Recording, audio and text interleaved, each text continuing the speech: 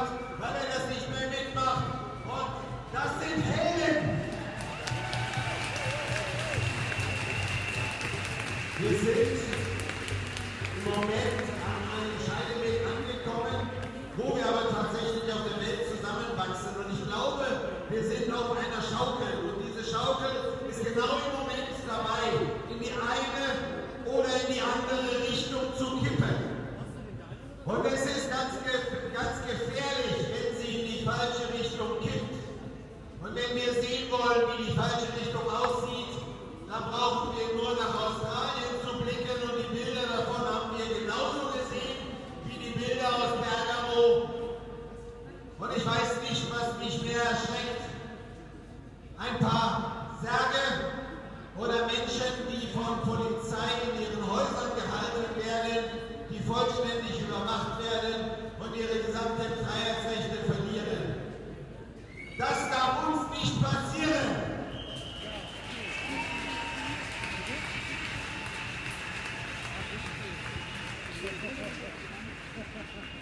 Wir alle haben es in der Hand und wir zeigen das im Moment auch, dass das Ganze kippt.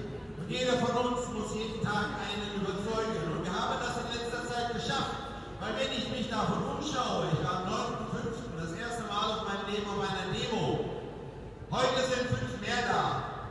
Auch als das letzte Mal. Also wir haben, glaube ich, diesmal wieder 17.000 Teilnehmer und darüber freue ich mich. Und ich möchte euch eine Sache sagen noch und danach gebe ich weiter an Heiko Schrank, weil wir sind im Programm, müssen wir vorwärts kommen.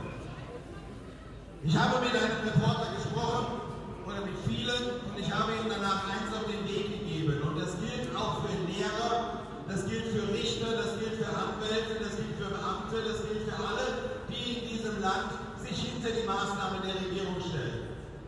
Ich habe ihm gesagt, Sie können schreiben über mich, was Sie wollen, weil ich kann jeden Tag in den Spiegel schauen und ich weiß, dass meine Kinder stolz auf mich sind. Und ich weiß, dass eure Kinder stolz auf euch sind. Und ich habe gesagt, Sie schreiben Geschichte mit Ihrem Namen als Reporter. Und Sie werden irgendwann gefragt werden, warum hast du das geschrieben? Warum hast du nichts dagegen gemacht?